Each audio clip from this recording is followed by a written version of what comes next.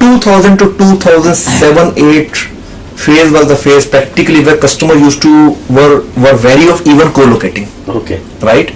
I remember, if I say in Hindi, I can remember when I was in Reliance and we were talking to a bank, and because Reliance being Reliance, there is a name, and so some connotations linked to Reliance.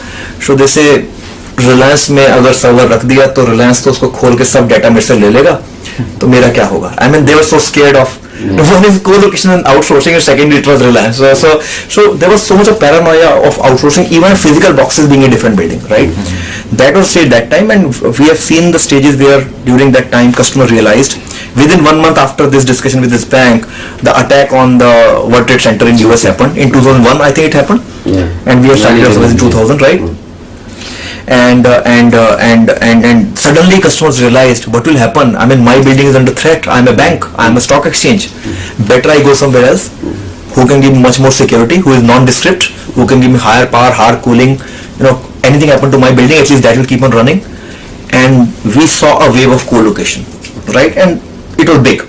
Other than the customers who were having already their data, big data like big banks and all that thing, I could not see.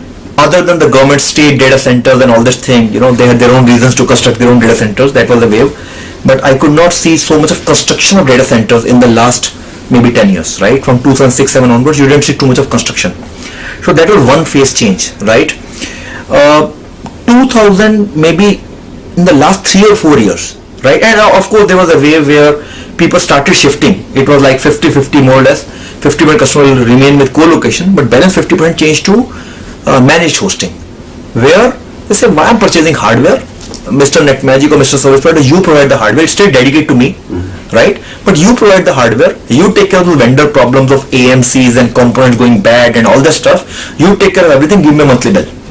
So that is a phase which came, and they started trusting us for managed services, running operating system and databases and managing on that. So that was a phase which broadly happened between 2007-8 to 2013-14 and all. Now the latest wave, which I'm saying the last 3-4 years which you have seen, right, is purely a cloud wave, right? Application. And it is so fast, so we never imagined it will be like this, right? The entire hardware business of people like IBMs and HPs and Dells have just gone for a toss.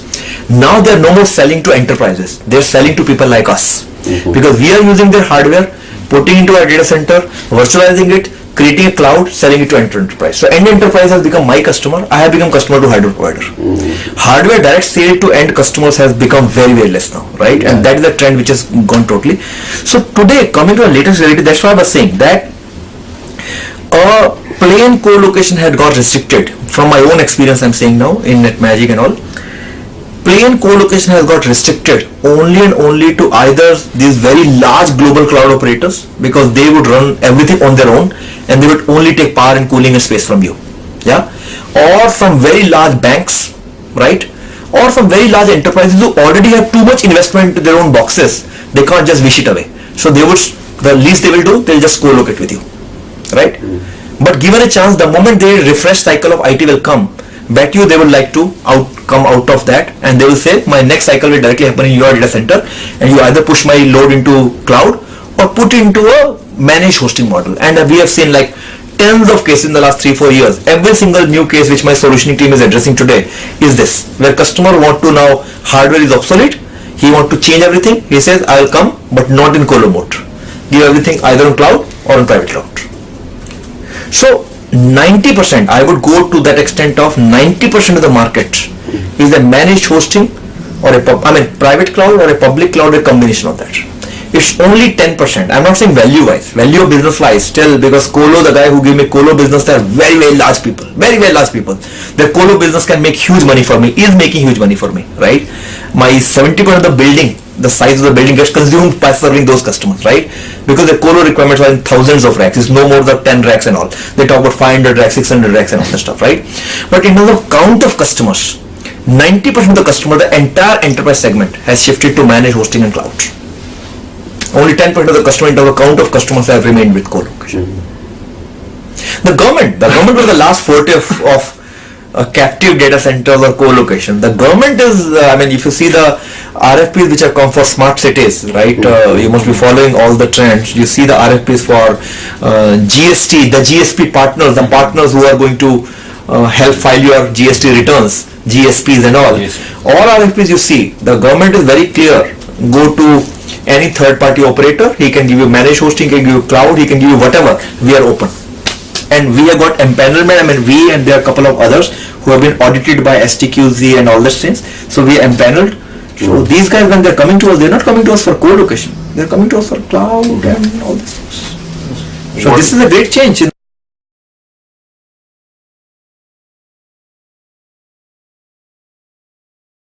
There's a time in the product cycle when it comes, when the benefits of that technology, the technical, logistical, commercial, performance benefits, all types of benefits start outweighing your either genuine or perceived concerns for that technology.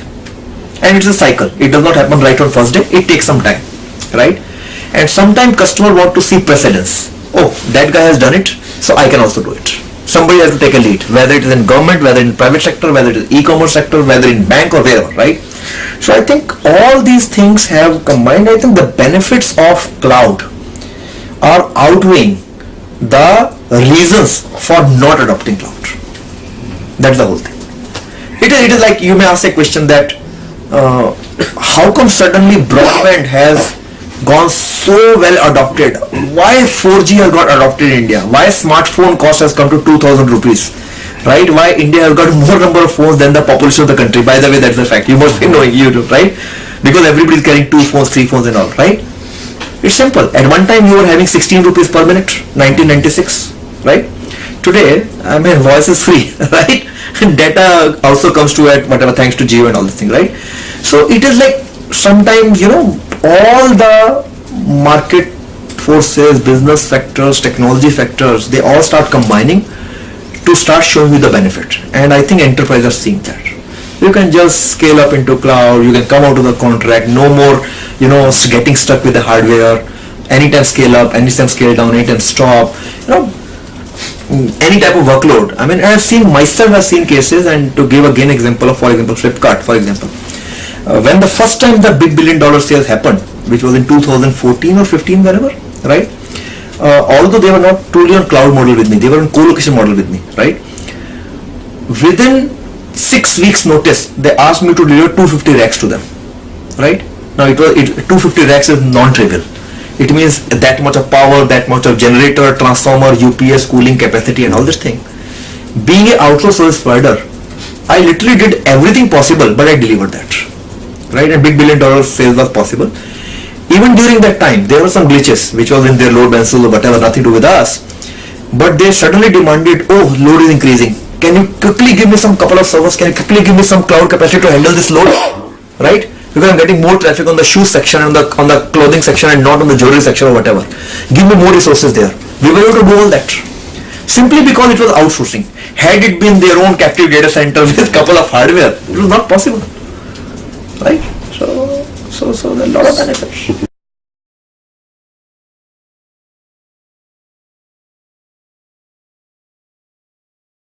Co-location business will remain always, because please understand, the cloud itself runs in a co-located environment, right? I give you a little hint also.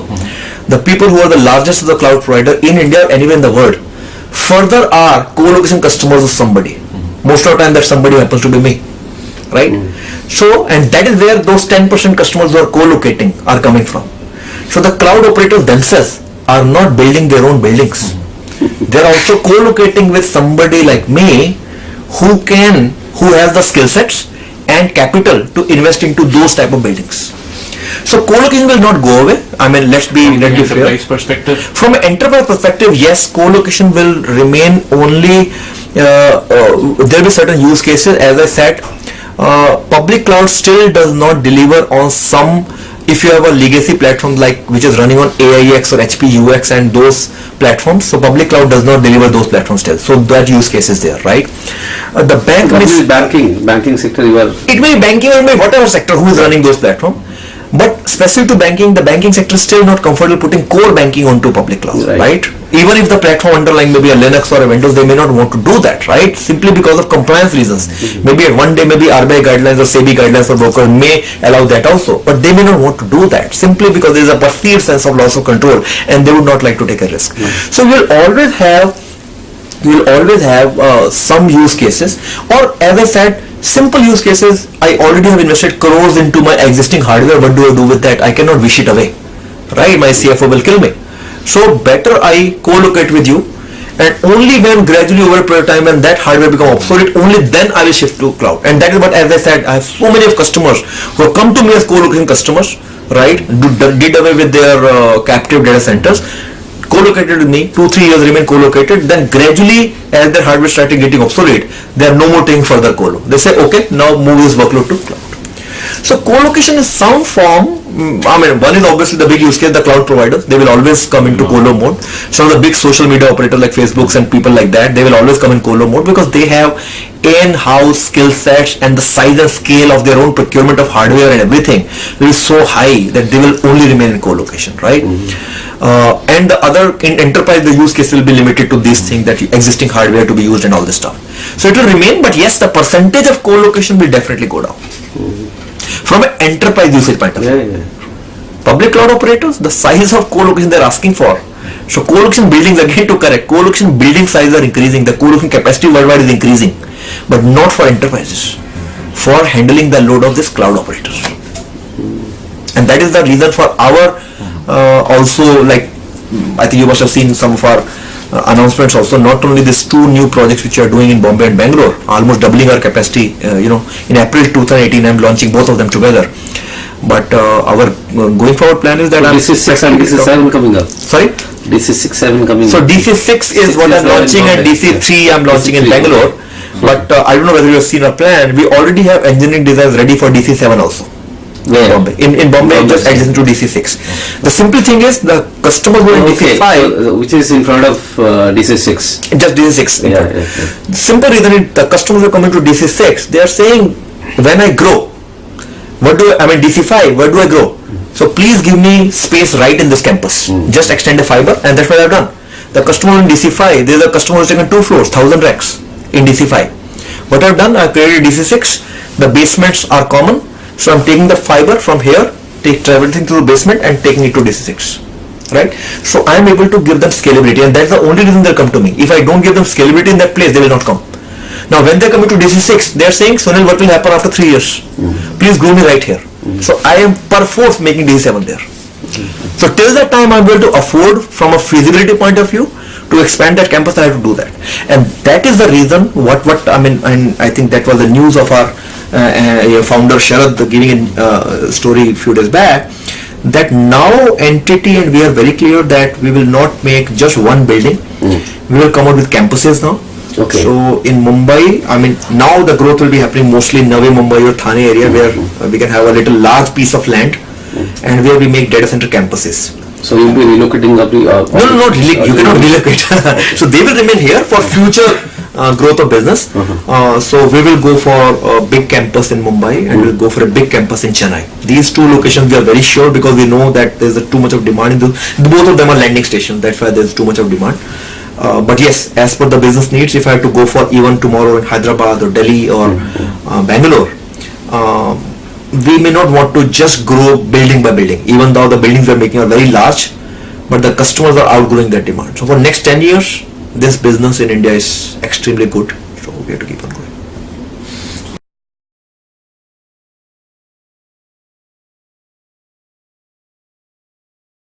It is same that, shifting from your legacy way of running your application, which is typically bare metal in your own captive data centers, or running bare metal in co-located mode. And then, even though the cloud may offer best of the benefits, you cannot just wish that one fine day everything will go away from bare metal and everything will go to public cloud, right? Even though public cloud may give a lot of benefits, there may be a business case for shifting to public cloud. You cannot do that. You cannot wish away that investment which you have done in the hardware. It may be crores of investment. there may be compliance issues, there may be issues of platform that some application cannot go on public cloud, right? And then you cannot afford a downtime. Migrating the workloads to a different this thing needs like months and months of planning and sometimes quite a big planning, and after that also, you know, maybe 1 night or 2 night of downtime and things like that, and something goes bad, God forbid, it can be a havoc for the business. So it will be a gradual journey, right?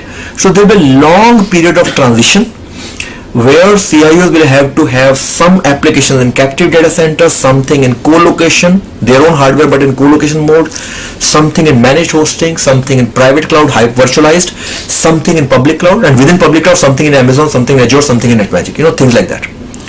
So, and this type of situation will remain for a long time, right? Because you're not able to move everything from one model to another model. So you'll have a hybrid mix of everything. And that is where, you know, they'll be needing somebody like us who can do this gradual journey with them, keep on advising them how to do this, and then keep on implementing this without downtimes. Have all the models. You want co-location, I have. You want managed hosting, I have. You want public cloud, I have. You want some other public cloud, I do that also. And then you want a layer where you can visualize all this thing, which is CMP, I have that. You want somebody who can manage it for you, I have that. So I can run along with the CIO in this entire journey with this capability of design, implement, manage tools like CMP and infrastructure like my data centers.